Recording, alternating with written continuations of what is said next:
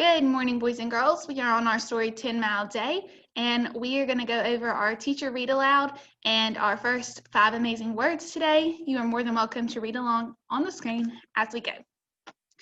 In September of 1922, Yehuda Weinstein and his family moved from Russia to America to join his older brother Abe. This passage describes what it was like to wait at Ellis Island before being called by immigration officials. The next morning, the Weinsteins were taken to the main building on Ellis Island. Yehuda and Esther thought it looked like a castle with its massive red brick walls edged in white stone and its 4 tall towers. America must really be a rich country if they have such a beautiful building, just for people arriving, Yehuda exclaimed. Rachel nodded, but she was too nervous to answer. They struggled up the staircase to the huge registry room with the bags that held everything they owned. Yehuda had never been in a room so large. There were rows and rows of wooden benches crowded with men, women, and children and their bundles of belongings. The hall was hot and stuffy, and it echoed with noise, babies crying, people talking anxiously to each other in many different languages, and officials calling out names. The Weinsteins sat on a bench to wait. Esther curled up against Rachel and soon fell asleep. Yehuda saw a man approaching with a big bucket filled with milk and a basket of long yellow fruit. He was stopping at every child, giving each one a cup of milk and one of the strange pieces of fruit. Yehuda watched as one boy bit right into the yellow skin, made a face, and spit it out. Then he saw someone pull the skin down in strips and eat the soft white fruit inside. Yehuda smiled to himself. Every day in America, he was learning something new. When the man reached Yehuda, he gave him a banana and one to save for Esther. Yehuda ate his banana hungrily and gulped down the warm milk, but he was still thirsty. He noticed that the man with the bucket had moved on a few rows and was still giving out milk. Yehuda quietly slipped away from his mother's side and took a seat in a row that the man had not yet reached. When the man came to Yehuda, he hardly glanced up, and the boy got another delicious drink of milk. Yehuda moved on a few rows to try his luck again, but this time the man looked closely at him. Hey, wait a minute. Didn't I give you some before? Yehuda understood the man's tone of voice and shook his head nervously. It was you, all right, the man wagged his finger at Yehuda.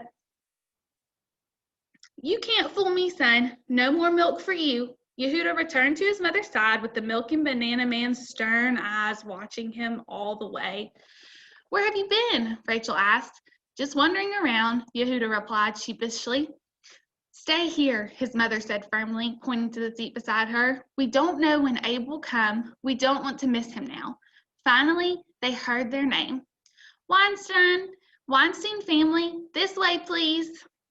So in that story, we saw a lot of our amazing words used.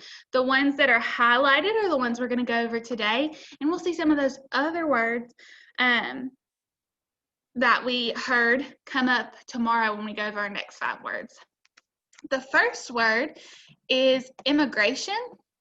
Immigration means moving from one country to another. Immigration has 4 syllables. You can clap them out. Remember when we talked about syllables, you can also count how many times your mouth drops. Immigration. Immigration. So if you count those, you can see the word broken up on the screen right here. Immigration. We have 4 syllables. Our next word is Ellis Island, and it talked about that in the story.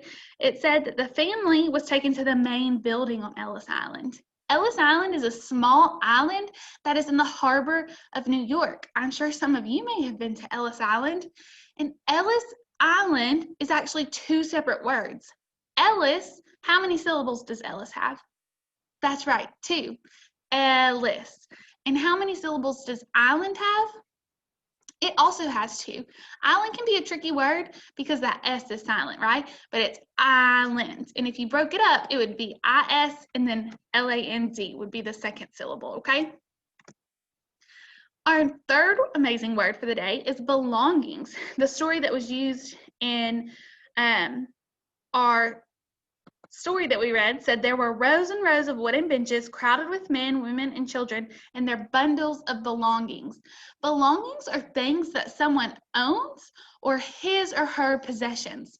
So that could have been luggage, things that maybe weren't in bags, but just things that someone owned, right?